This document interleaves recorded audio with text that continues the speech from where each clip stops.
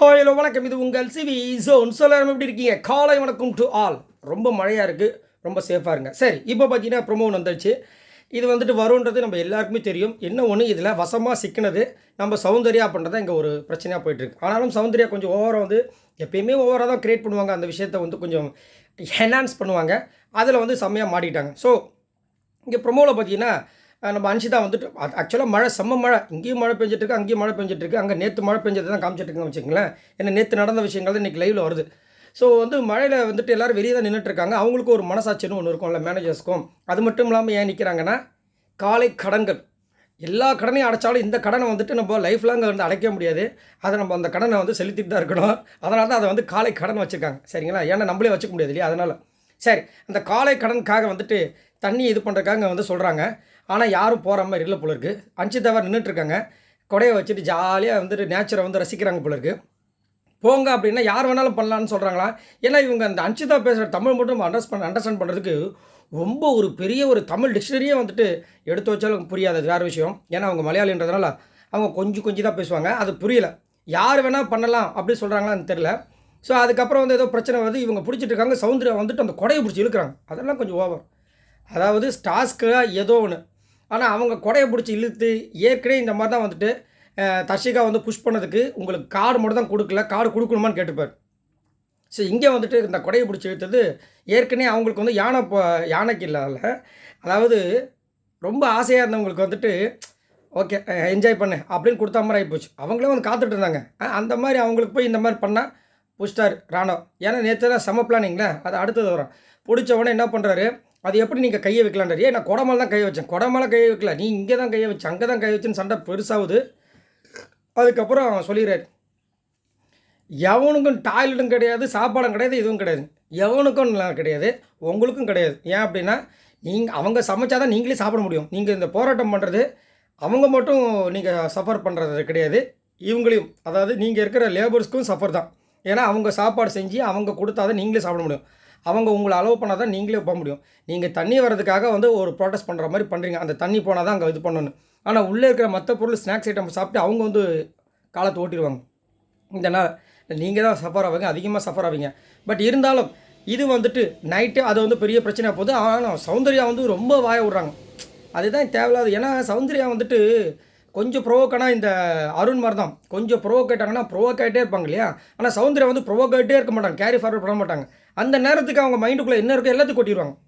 நீ சீன் போடாதன்றாங்க, நான் கையை வைக்கலான்றாங்க, வேலையை விட்டு வெளியே போடான்றாங்க. உனக்கு காமிக்கணும்னா போய் ரோட்டில் பண்ணு, ரோட்டில் போய் திரி, வேலையை விட்டு வெளியே போய் ரோட்டில் போய் திரி. இதெல்லாம் தேவையில்லாத வார்த்தைகள். கண்டிப்பாக அடுத்த 2வது இது. ஏன்னா நேற்று ஒரு சம்பவம் நடந்துச்சு முத்துக்குமரனுக்கு. அது வந்து விஜிஎஸ் வந்து சனிக்கிழமை கண்டிப்பாக கேட்பார். அதில் மேக்ஸிமம் முத்துக்குமரன் பக்கம் தான் இருக்கும் அப்படின்றது என்னோட கருத்து. ஏன்னா இந்த இது முடிஞ்சிச்சு, ப்ரொமோன் முடிஞ்சிச்சு வச்சுக்கோங்களேன். ஏன் முத்துக்குமரனை பற்றி சொல்கிறேன்னா, முத்துக்குமரன் பார்த்தீங்கன்னா ஒரு விளையாட்டுத்தனமாக பண்ணார். ஆனால் நீங்கள் நல்லா நோட் பண்ணி பாருங்களேன், இந்த கேம் அப்புறம் இப்படி தான் வந்து நகர்த்துறது. எல்லாருமே முழிக்கிறாங்க. மஞ்சரி வந்து நைட் வந்து தீபக்கிட்ட பேசுகிறாங்க, எல்லோரும் கன்ஃபியூஸ் ஆகிறாங்க. இந்த கேம் எப்படி எடுத்துகிட்டு போனால் தெரியல, என்கிட்ட வந்து ஐடியா கேட்குறாங்க அப்படின்றாங்க. ஸோ இப்படி இருக்கும்போது முத்துக்குமரன் தானாக வந்து முன் வந்து ஒரு விஷயத்த பண்ணுறாரு. அதில் ஒரு மேட்ரு நடக்குது. அங்கே வந்து பாத்ரூமில் வந்து தண்ணி வராமல் நிற்கிது. பிக் பாஸ் வந்து திடீர்னு அனௌன்ஸ் பண்ணுறாரு. அதுக்கு வரைக்கும் வந்து பார்த்திங்கன்னா என்னுடைய இது என்னவென்னா, இவர் வந்துட்டு பண்ண விஷயங்கள் அங்கே எல்லா டீம்மேட்ஸும் பார்க்குறாங்க. அங்கே வந்து தர்ஷிகா வந்து குரல் கொடுக்குறாங்க, இல்லைம்மா இங்கே பாரு நான் பவர் வச்சுன்னு சொல்லிட்டு ஒரு விளையாட்டு காமிக்கிறார். ஏதோ ஒரு இன்ட்ரெஸ்டிங் பண்ணணும்னு சொல்லி தான் பண்ணுறாரு. அதே மாதிரி இதுக்கு வந்து இவ்வளோ பெரிய விஷயம் வருமா? ஏன்னா இதை வந்துட்டு அன்ஷிதா கிட்டே சொல்கிறார், பார்த்தியா நான் எப்படி பண்ணியிருக்கேன் பார்த்தியா அப்படின்றாரு. அவங்க இதெல்லாம் நான் நிறையா வாட்டி பண்ணியிருக்கேன்டான்றாங்க. அப்போ இந்த விஷயத்த ஆல்ரெடி அன்ஷிதா பண்ணி இவர் பார்த்துருக்கலாம். அதை ஏன்னா ஒரு இடத்துல வந்து இவர் ஃபீல் பண்ணி உட்காந்துருக்கும் அன்ஷிதா சொல்கிறாங்க, நான் இதை பண்ணியிருக்கேன்டா, நான் மாட்டில் நீ மாட்டிட்டேன்றாங்க. ஸோ இந்த விஷயத்த அந்த பக்கம் டீம்மேட்ஸும் பார்த்துருக்காங்க, எதுவும் பார்த்துருக்காங்க. நான் இது ஏன் சொல்ல வரேன்னா, மீட்டிங் வைக்கிறாங்க, அதில் வந்து பெஸ்ட்டு பர்ஃபார்மன்ஸை சொல்கிறாங்க. அதுக்கப்புறம் யூனியன் லீடருக்கு மேட்டருக்கு சொல்கிறாங்க. அதுக்கப்புறம் புதுசாக வந்தவங்களாம் வந்து அவங்கள வந்து இன்ட்ரடியூஸ் பண்ணுறத சொல்கிறாங்க. ஜாலியாக பேசுகிறாங்க, ஜாலியாக இருக்காங்க. அப்போ வரைக்கும் முத்துக்குமரன் பண்ணது தப்பாக தெரியல. நீங்கள் முத்துக்குமரன் பண்ணது ரொம்ப கேவலமான விஷயம். ஏன் அப்படி சொல்கிறேன்னா, தர்ஷிகா வந்துட்டு அவர் மிதித்து அந்த சமையல் நீங்கள் செஞ்சீங்கன்னா அதை நான் சாப்பிட மாட்டேன் அப்படின்னு சொல்கிறது. அப்போ நீங்கள் என்ன பண்ணணும்னா, மீட்டிங் வந்து ஆரம்பித்த உடனே முத்துக்குமரன் பண்ண தப்பு, நான் வந்து இவ்வளோ தூரம் சொல்லி ஒரு இப்படி பண்ணிட்டார் அப்படின்னு நீங்கள் எடுத்து வச்சுருந்தீங்கன்னா அது வேலிடான பாயிண்ட். ஏன் அப்படின்னா, ஒரு சில பேர் சொல்லலாம், முத்துக்குமரன் அந்த பக்கம் இருக்கும்போது அவர் இந்த மாதிரி லீனன்ட்டாக எல்லோரும் விட்டாரா, ஒரு மேனேஜர்ன்ற ஒரு விஷயத்தை பண்ணார். ஆமாம் பண்ணார். அப்பயே வந்து என்ன பண்ணுவார்னா, அப்பயே கண்டிப்பார், அப்பயே வந்து அதுக்கு ஒரு நாள் பனிஷ்மெண்ட் கொடுப்பாரு, அப்பயே வச்சுப்பார். மனசில் தேக்கி வச்சுட்டு நம்மளுக்கு சாதகமான டைமில் அது ஓகேன்னா விட்டுருவோம், இல்லை அப்படின்னா அதை வச்சு செய்வோம் அப்படின்றத பண்ணுற ஆள் கிடையாது. ஸோ இப்போ இங்கே என்ன பண்ணுறாங்க இவங்க, அங்கே சபையில் வந்துட்டு எல்லோரும் ஜாலியாக தான் பேசிட்டு இருக்காங்க. திடீர்னு பிக் பாஸ் வந்து ஒரு விஷயத்தை அனௌன்ஸ் பண்ணுறாரு. என்னென்னா ஜாக்லின் வந்து பேச விட்றாரு, ரூல்ஸ் புக்கை படிமான்னு. அவங்க ரூல்ஸை வந்து சிரிச்சிட்டே படிக்கிறாங்க. ஏன்னா அவங்களுக்கும் ஒன்றும் புரியல. எல்லாரும் ஏதோ சொல்கிறாங்க, அவங்களுக்கு கிண்டல் பண்ணுறதா நினச்சிட்டு இருக்காங்க. இவங்க தான் ஏதோ பிரச்சனை பண்ணிகிட்டு இருக்காங்கன்னு நினச்சிருக்காங்க ஜாக்லின். அதுக்கப்புறம் கடைசியில் வந்துட்டு டாய்லெட் யூஸ் பண்ண மிதிவண்டி மதிக்கணும். ஆமாம், மிதிவண்டி. அப்புறமா தான் ஷாக் ஆகிட்டு யாருன்னு பார்க்கும்போது ராணுவம் வந்துட்டு முத்துக்குமார் சொல்கிறார். முத்துக்குமார்னுக்கே ஷாக் ஆகுது. எப்படி முத்துக்குமார்னுக்கே ஷாக் ஆகுது. அதை பார்க்கும்போது கிளியராக விசிபிளாக தெரியுது. ஆஹா, நம்ம ஒரு பெரிய தப்பு பண்ணிட்டோம், நம்ம விளையாட்டாக பண்ணது வினையாயிடுச்சுன்னு சொல்லிட்டு என்ன பண்ணுறாரு, சைலண்ட்டாக உட்காந்துறாரு. இந்த சைலண்ட்டாக உட்காந்ததை வச்சு அருண் ஒரு பக்கம், தர்ஷிகா ஒரு பக்கம், அட்டா என்ன கத்து. அங்கே வந்து ஜாக்லின் வந்து சப்போர்ட் ஃபுல்லாக. சௌந்தர்யா கூட வந்து அதான் நீங்கள் வந்து பனிஷ்மெண்ட்னா சமையல் முடிக்கிற வரைக்கும் அவர் தான் வந்துட்டு ஃபுல்லாக சைக்கிள் படலிங் பண்ணணும் அப்படின்னு ஒரு விஷயத்தை வைக்கிறாங்க. ஏன் அப்படின்னா பிக் பாஸ் சொல்லிட்டேன், நான் வந்து தண்டனை கொடுக்க போகிறதுக்கு நீங்கள் தான் கொடுக்க போகிறீங்க. ஏன்னா அவருக்கு தெரியும் 2 நாளும், அதாவது ஒரு நாள் ஃபுல்லாக கேவலமாக வந்து இந்த டாஸ்க்கை வந்து நகராமல் ஃபுல்லாக சண்டை. அப்புறம் என்னத்துக்கு இந்த டாஸ்க்கை வந்துட்டு இவ்வளோ ₹1,00,000 செலவு பண்ணி செட்டை க்ரியேட் பண்ணி இவங்களுக்கு காஸ்டியூம் கொடுத்து அதில் ஏதாவது வேலையை படிப்போம். முத்துக்குமார் பண்ணது அந்த டாஸ்கில் பண்ண சம்பவம்.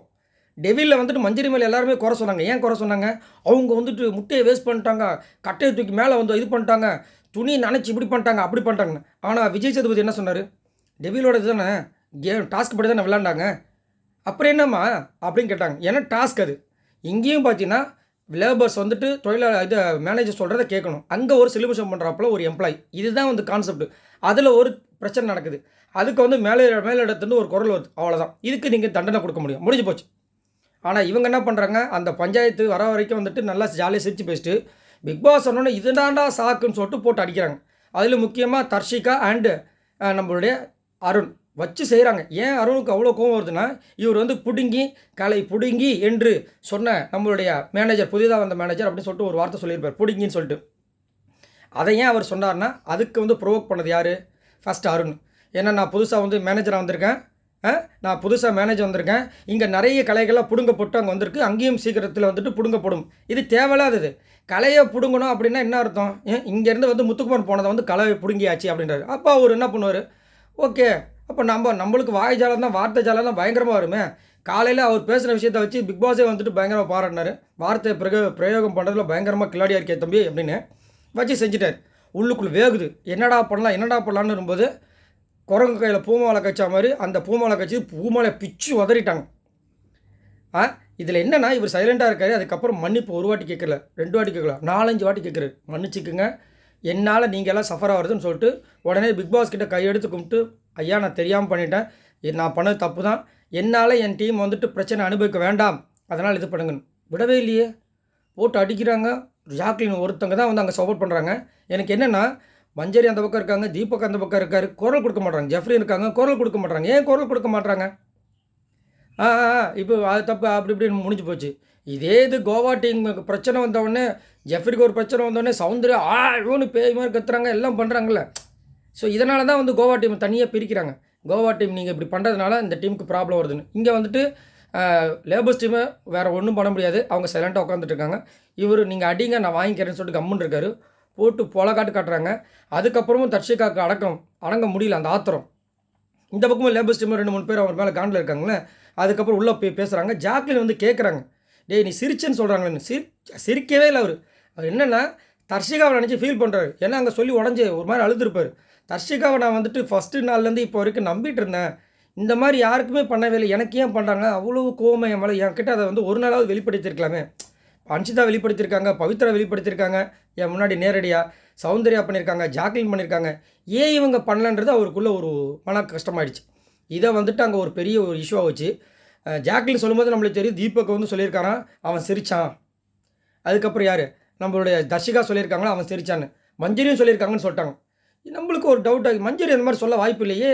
ஏன்னா கொஞ்ச நேரத்துக்கு முன்னாடி நம்ம லைவ் பார்க்குறோம், அதில் பார்த்தீங்கன்னா மஞ்சரி வந்துட்டு தீபக் கிட்ட சொல்கிறாங்க, அவன் பண்ணது விளையாட்டில் தானே, யார் பண்ணலை. இப்போ நானே அந்த பக்கம் போயிருந்தா கூட நான் ஒரு விளையாட்டு பண்ணுவேன், ஏன்னா அந்த கேம் ஏதாவது இன்ட்ரெஸ்டிங் பண்ணணும்னு சொல்லிட்டு பண்ணியிருப்பேன். இதில் ஏன் இவ்வளோ கோவப்படுறாங்க? சப்போஸ் விஜய் விஷால் போயிருந்தாங்கன்னா, இந்த மாதிரி பண்ணியிருந்தாங்கன்னா நீங்கள் இவங்க இந்த மாதிரி விட்டுருவாங்களா, இந்த மாதிரி கத்திருப்பாங்களா அப்படின்னு அவங்க கேட்குறாங்க. ஆனால் அப்போது வந்து தீபக் கிட்டேருந்து ஏதாவது ரிப்ளை வந்துச்சான்றதை நீங்கள் மறக்காமல் கமெண்ட்ஸ் பண்ணுங்கள். ஏன்னா தீபக் கிட்டேருந்து ஒரு வார்த்தையும் வரல. சொல்லிட்டு அடுத்த வேலைக்கு வந்து சொல்லிட்டு இருக்கா, இதை கொஞ்சம் இதை எடுத்து விடா. ஸோ அதில் ஒரு இன்ட்ரெஸ்ட்டு நாட்டம் காமிக்கலையோ. எனக்கு என்ன வருதுன்னா, தீபக் ஒரு நல்ல கண்டஸ்டன் தான். விஜய் விஷாலுக்கும் ஒரு இதுக்கு கொஞ்சம் ஆட்டிடியூட் இஷ்யூஸ் இருக்குது. என்னென்னா, நான் ஆல்ரெடி சொன்னது தான், ஒரே வரல ஒரு கட்சி தான் இருக்க முடியும். ஸோ இவங்கெல்லாம் வந்து பார்த்திங்கன்னா, தன்னை வந்துட்டு இங்கே நான் போனேன்னா நான் தான் டைட்டில் வின்னரு அப்படின்னு நினச்சி போட வந்திருக்காங்க. இப்போ அங்கே வந்து ஒருத்தர் டைட்டில் வின்னராக வரும்போது உள்ள ஈகோ கிளாஷ் வந்துருச்சு. அதனால தான் நம்ம அருணுக்கும் அந்த பிரச்சனை, விஜய் விஷாலுக்கு அந்த பிரச்சனை, தீபுக்கு அந்த பிரச்சனை, அதுக்கப்புறம் முத்துக்குமருக்கு அந்த பிரச்சனை. மற்றபடி ஜாக்லின் வந்து நான் டைட்டில் வின்னர் வருவேன்னு இது வரைக்கும் அவங்க நினைக்கல. கோ வித் த ஃப்ளோ தான் போயிட்டுருக்காங்க. சௌந்தர்யா நினைக்கல. மஞ்சரி இந்த மாதிரிலாம் அவங்களாம் கோ வித் த ஃப்ளோ வந்துச்சுன்னா எனக்கு ஓகே, இல்லைனா நான் வந்து டைட்டில் வின்னர் நான் சொல்லவே இல்லையே அப்படின்னு தான் போகிறாங்க. பட் இவங்களுக்குள்ள ஒரு ஈகோ கிளாஷ் அதிகப்படியாக வரதுக்கு காரணம், நான் வந்து டைட்டில் வின்னராக வருவேன்னு உள்ளே நினச்சேன். ஏன்னா எனக்கு தெரியும் என்னோடய கேப்பபிலிட்டி. இப்போ என்னையெல்லாம் கேட்டிங்கன்னா, நான் ஒரு இடத்துக்கு போகிறேன்னா என் மைண்டுக்குள்ளே நான் தான் அங்கே ஃபஸ்ட்டு வருவேன்னு தான் நினச்சிட்டு போவேன். என்னால் முடிஞ்ச வரைக்கும் எஃபர்ட் போடுவேன். மேக்ஸிமம் நான் அடிச்சிடுவேன். இப்போ நான் போகும்போது அங்கே ஒருத்தன் வந்து எனக்கு ஆப்போசிட்டாக இருக்கும், எனக்கும் அவனுக்கும் பார்த்திங்கன்னா ஒரு ஈகோ. அதை வந்து நான் வெளியே காட்டாமல் இருந்தானா நான் நல்லவன், வெளியே காட்டிட்டேன் அப்படின்னா கெட்டவன். அதுதான் பிரச்சனை. ஈகோ வராமல் இருந்தால் இன்னும் புனிதமான ஆள்.